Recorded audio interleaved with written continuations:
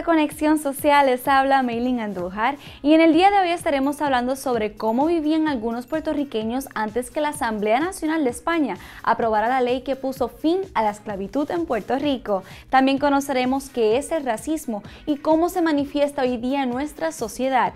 Incluso hablaremos de cómo se puede combatir este mal. Esto y mucho más en Conexión Social.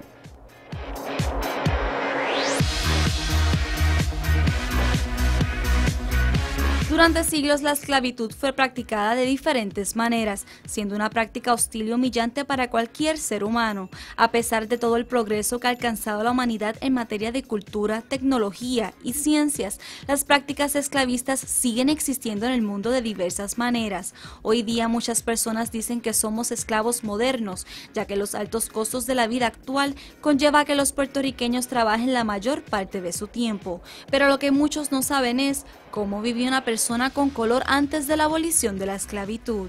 La esclavitud es el primer régimen de producción que existe en la humanidad. Previo a esto era la comunidad que le llamaban comunidad primitiva, donde no existían clases. Pues la esclavitud tiene por seña que el hombre no solamente el esclavista, o sea, el que rige el sistema, no solamente es dueño de los medios de producción, sino que también es dueño de los productores, que son los esclavos. Eso trae como consecuencia que se dé tres dicotomías: la separación entre el trabajo físico, porque ya el esclavista no participa directamente en la producción material física, sino se desenvuelve a nivel de la dirección del Estado en la ciencia, las artes y la cultura. La segunda es la división entre la ciudad y el campo, el pueblo, ¿no? Que están donde están en Europa precisamente los libertos, que son productores medianos. Y la otra, la división que trae como consecuencia el dominio entre la producción intelectual y la producción física. Y esto naturalmente es un régimen oprobioso, indigno, descalificado posteriormente en toda la historia de la humanidad, y porque es la utilización por la fuerza del ser humano para producción sin ningún derecho.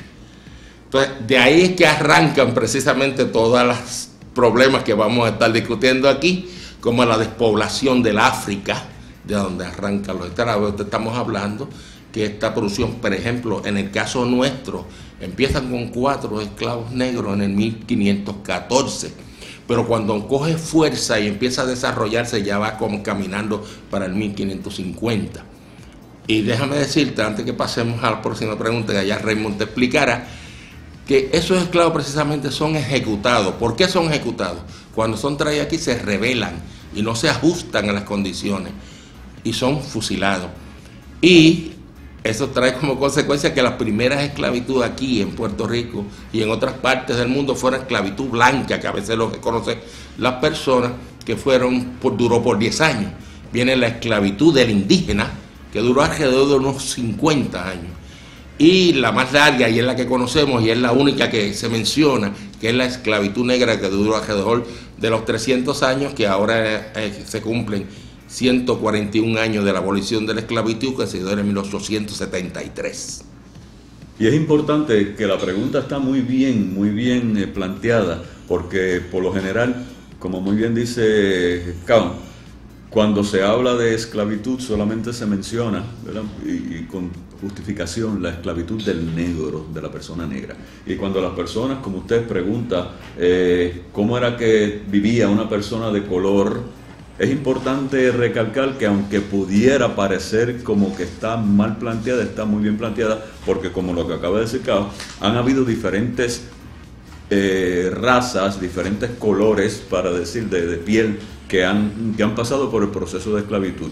Y el orden, como se dice y como se sabe, blancos, indígenas, negros. Y el orden, pues, es importante porque la razón por la cual se esclavizan a los tres blancos, indios, nativos, originarios y esclavos se trae del África porque la esclavitud es un proceso económico, la raíz es económica. Luego trae todos los oprobios sociales, digamos, de valores, etcétera, de moral, pero su base fundamental sigue, y digo sigue porque todavía sigue habiendo, a lo cual hablaremos en algún momento, esclavitud a otro nivel.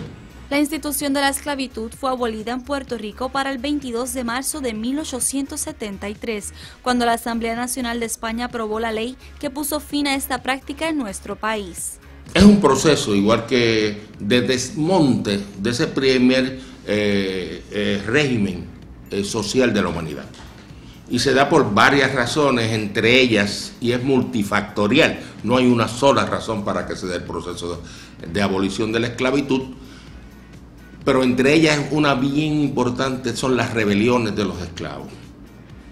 Las rebeliones de los esclavos. Se dan unas luchas internas en los países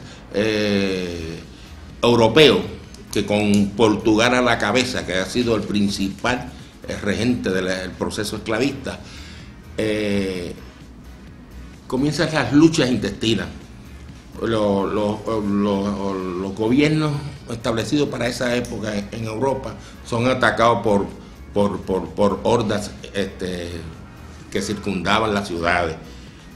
Por otro lado tienen la rebelión de los negros, pero ya económicamente no les es rentable a los esclavistas. O sea que esos tres factores se unen y entonces empieza el proceso de las luchas. Por ejemplo, un dato bien importante que se debe dar, por ejemplo, hoy vemos y a veces hasta criticamos que se dice, están de brazos caídos.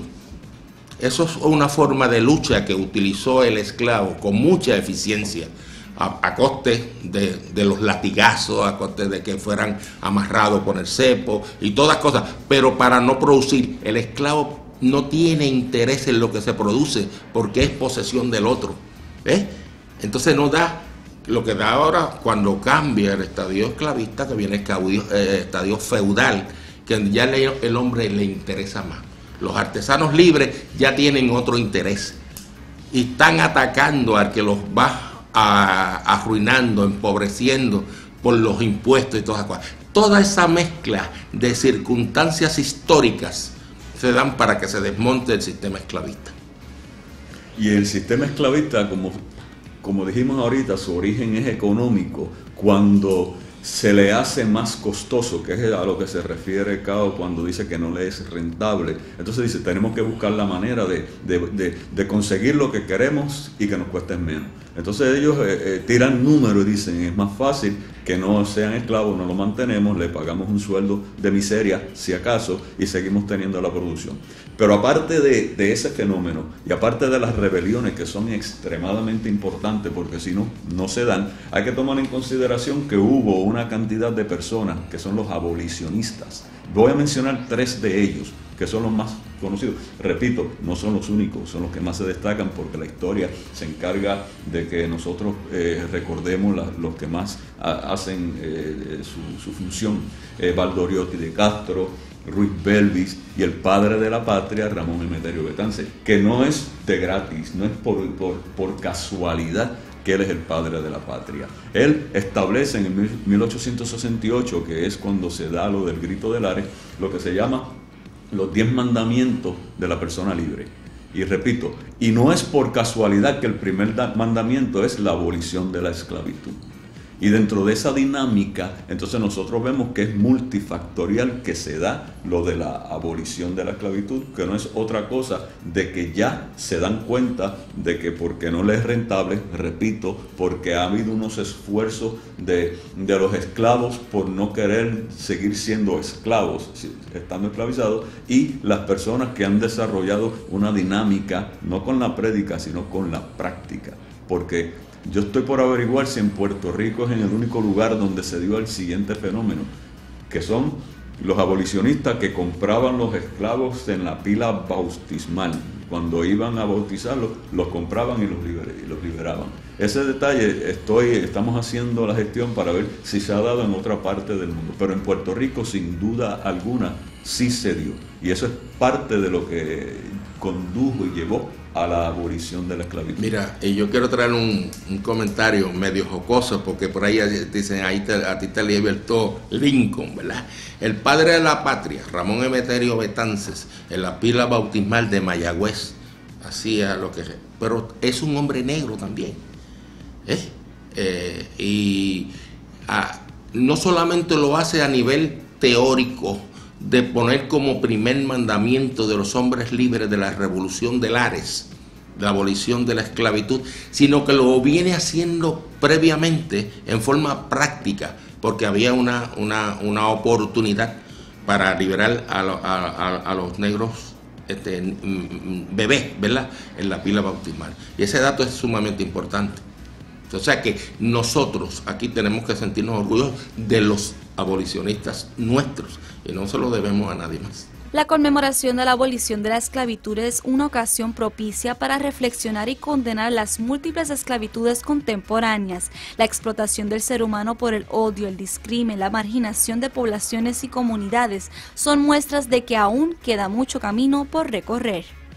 No se retiren, que después del receso comercial conoceremos más a fondo qué es el racismo y mostraremos cómo hoy día todavía existe esta problemática aquí en Conexión Social.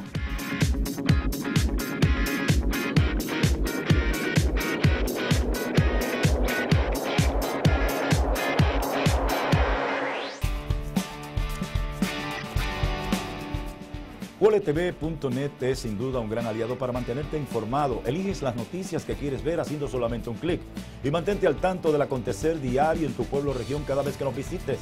Obtén las noticias que te interesan en el momento que quieres verlas.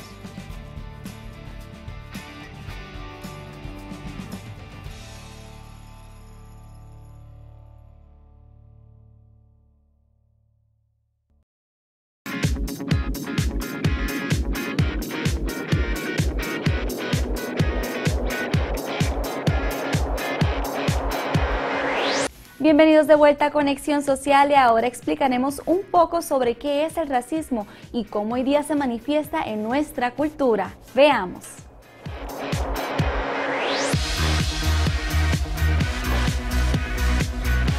Según diversos diccionarios, el racismo es la actitud de rechazo y desprecio hacia las personas que pertenecen a una raza o etnia distinta de la propia.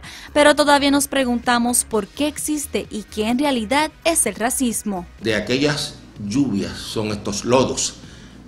El racismo no es otra cosa que el enquiste del proceso esclavista. ¿Por qué? Porque es donde tú vas marginando a un ser humano, inclusive a nivel espiritual. No se debatía si el negro tenía o no tenía alma, y ahí está la iglesia, ¿ves? Pero no es eso. El proceso brutal de separación, ¿ves?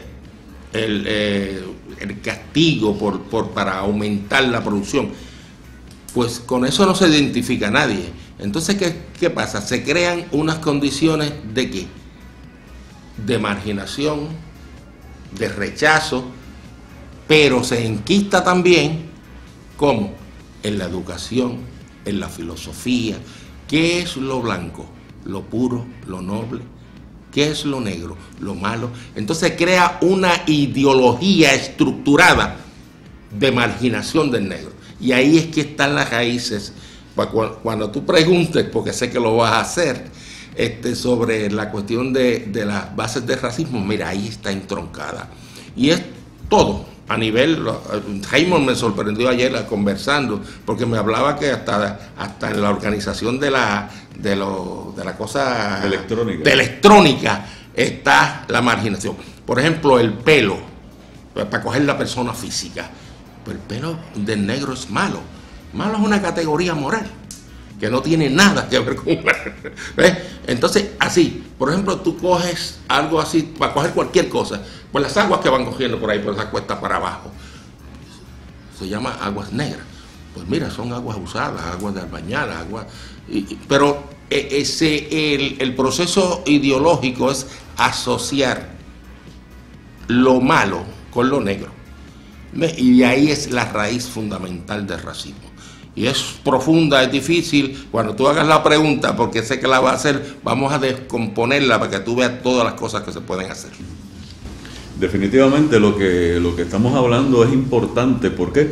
Porque cuando se habla de racismo puede ser tan sutil como una palabra que se dice tal vez sin darse cuenta, inconscientemente, pero que denota dentro de la psiquis, dentro del pensamiento, la estructura mental de las personas, puede ser tan sencillo, tan simple, tan aparentemente inofensivo, pero lleva una gama que puede llegar al genocidio, masacre y la esclavitud. O sea que la manifestación de racismo se da en diferentes niveles, por diferentes razones, a través del tiempo, por diferentes motivos.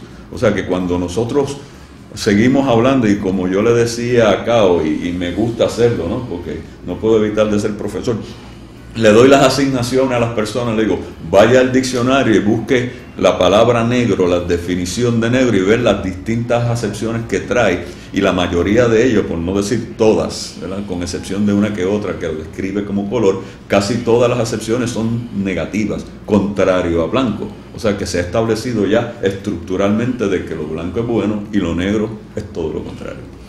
Sí, es un proceso filosófico, cultural, psicolingüístico, y ahí es donde se agarra más, a donde se le da más fuerza, porque la psicolingüística va directamente acá al cerebelo y la gente contesta y habla automáticamente con algo que ya tiene como bien, o sea, como normal. Por ejemplo, vamos a traerte un ejemplo que lo vemos en los periódicos, los programas raciales de televisión, denigrar. Denigratorio. Pues mira, eso todo lo que quiere es convertirlo en negro, pero se usa como una acepción de degradar, que es la palabra correcta, degradar y no denigrar, pero lo usan por ahí indistintamente, y lo vean los abogados, médicos, periodistas, todo. Porque y en el diccionario está como tal. Y en el diccionario está como tal, porque es toda una estructura. Entonces, esa lucha hay que darla porque, lamentablemente hay que decirlo, pero las personas menos educadas, menos ilustradas, con menos cultura son las que prohíjan y promueven el racismo. Porque una persona que tenga un conocimiento, que esté formada, combate el racismo. Actualmente muchas personas piensan que el racismo no existe, pero en realidad es un problema que aqueja a nuestra sociedad todos los días. Simplemente como la tecnología es lo que impera hoy día, vayan a YouTube y vean el video donde se hace la prueba de un hombre blanco, un muchacho blanco, tratando de abrir un automóvil que se le quedó la llave dentro, y todas las personas pasan sin mayor problema.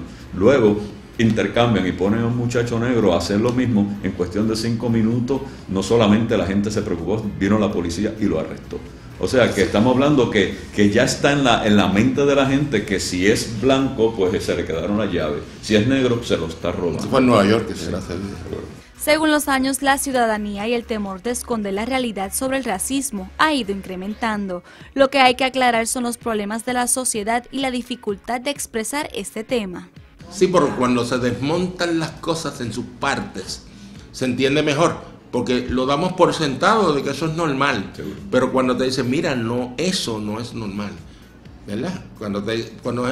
Cuando las personas están tratando de hablar con otros y se sienten tan incómodos, no encuentran cómo llamarle, pues de color y trigueñito. No, son negros. Y eso es bueno que se aprenda, porque eso es una forma de que usted no está en complicidad ni intrapsíquicamente ni de otra forma, porque cuando tiene duda todavía no encuentra qué hacer.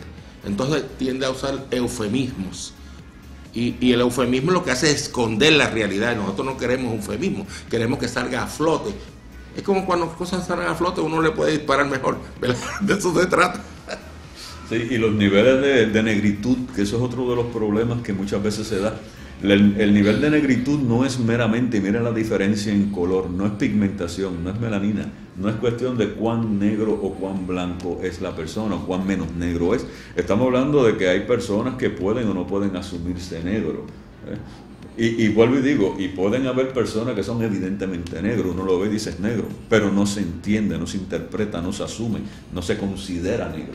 Entonces, cuando tiene esa dicotomía, ese problema, entonces muchas veces cae en el racismo para con él y para con los de su raza. Y entonces es un problema mucho mayor, es un problema mucho mayor. Es terrible, es doloroso. Y entonces, toda esta estructura que se ha montado, que es el racismo, están acabando con ciertos sectores de gente que viven sintiéndose inferior, que viven en un proceso como asustadizo, vamos a decirlo de alguna forma bien clara para que se entienda.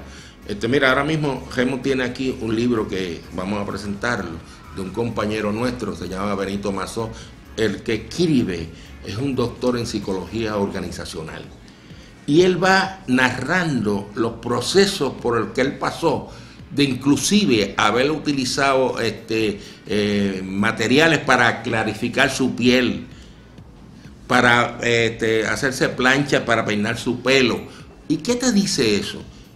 Te dice que la persona se siente excluido y está buscando una aceptación. Claro, lo buscó en ese tiempo antes de llegar a adquirir la conciencia de que esa no es la forma correcta, que la forma correcta es confrontar esa realidad social y transformarla. Y de eso es que se trata, esa es nuestra función. Y cuando se menciona de la esclavitud en aquellos tiempos, la esclavitud, si hubo una abolición o no hubo una abolición de la esclavitud, a mí se me ocurre pensar, y esto muchas veces crea por lo menos polémica, cuando yo digo que en realidad no ha habido una abolición de la esclavitud, lo que ha habido es una transformación de la manifestación de la esclavitud. Porque hoy día, volviendo a la base, que es una base económica, hoy día existe una manifestación, otra manera de reflejarse la esclavitud a través de la esclavitud laboral. La salariada. Salariada, laboral, donde los que tienen la parte de la rueda de abajo, la parte inferior, son las clases pobres. Y predominantemente las clases pobres son fundamentalmente negros, algún nivel de negritud. ¿Por qué? Porque 500 años de ese lastre, definitivamente no estamos jugando con las mismas cartas, no estamos al mismo nivel. Si tenían una oportunidad los que no eran negros, quiere decir que hoy tienen una superación desde el punto de vista económico, de posición social. Por ende, existe a otro nivel. Lo que pasa es que dicen que no, pero sabemos que en efecto, en la práctica, de facto, existe. Mira, Maylin, te voy a traer un ejemplo. ¿Sabes quién es Usain Bolt? El corredor de 100 metros. De Jamaica. Hace alrededor de 9.6, 9.7 en su carrera. Él es el más rápido del mundo. Pues yo soy Carlos Delgado, peso 350 libras. Imagínate que yo le diera en una carrera de 100 metros 50 metros de ventaja a Usain Bolt. O sea, cuando yo llego a la meta, Usain Bolt ya se ha bañado, se ha vestido y va saliendo del parque. Pues eso es lo que ha pasado con los negros y con las personas de extracción de descendencia africana. O sea, han quedado tan marginados en ese proceso de 300 años, pues que se han atrasado ¿en qué? En la cultura, en la ciencia, en la educación, en lo económico, fundamentalmente en lo económico. Pero a pesar de ahí, con ese brazo amarrado y con esa ventaja de 50 metros, el corredor más rápido del mundo, pues tú encuentras en este país que las voces más conocidas, por ejemplo, la voz nacional, Lucecita Benítez, Dani, los mejores compositores, Rafael Hernández, Pedro Flores. Entonces te dice, a pesar de tener un brazo amarrado, este segmento social que son los afrodescendientes han superado tanto. Y tú lo ves en el deporte, ¿verdad? Que yo nunca me gusta mencionar el deporte, yo prefiero mencionar porque aquí los grandes compositores, los grandes, por ejemplo, si tú vas a la música clásica, el mejor conjunto de música clásica, precisamente de Aguadilla, los hermanos Figueroa.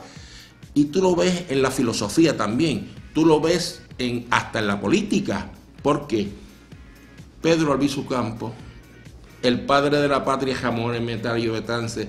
Entonces tú dices, no, pero son independientes. No, vamos a los populares. Tú tienes un Jamón Antonini, un cerebro brillante dentro del Partido Popular. El fundador del partido anexionista, Barbosa.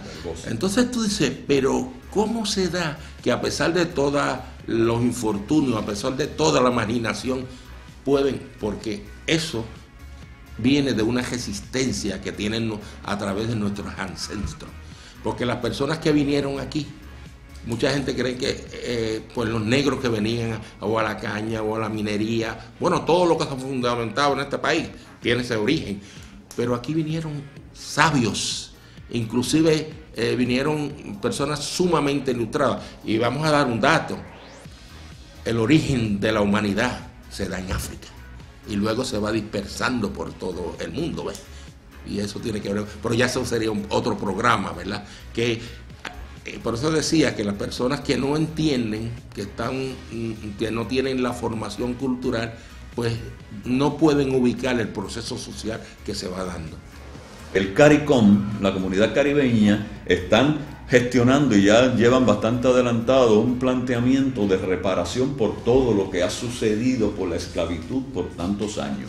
Y se han presentado en las Naciones Unidas, en la CELAC, etcétera, etcétera, donde ya han adelantado muchísimo, muchísimo. Hay un libro que en algún momento van a ver de una persona que escribe sobre las reparaciones y qué hacerse. Porque con lo que menciona acá, y si hablamos que la base fundamental de la esclavitud es económica, todo lo que se ha construido lo han construido los esclavos. Por ende, son los que construyen y no son los que disfrutan el bien que generaron. Pues quiere decir que hay que tomar en consideración que aparte de lo económico, sino el sufrimiento, la cosificación, porque lo convirtieron en cosa, los trataron como mercancía, como propiedad, pues todo eso tiene que haber algún tipo de reparación, por un lado económico y desde el otro punto de vista moral. Y entonces eso se está dando y en algún momento estoy seguro que vamos a hablar un poco más a fondo. Y hasta aquí llegó nuestro programa del día de hoy. No olviden que nos pueden sintonizar todos los sábados a las 10:30 de la mañana por Tele 12. También nos pueden conseguir en las redes sociales y en nuestra página de internet en WLTV.net. Recuerden que nos pueden escribir a conexionsocial@wltv.net. Y recuerden que en Conexión Social somos tu enlace comunitario. Les habló Maylin Andújar. Buen día.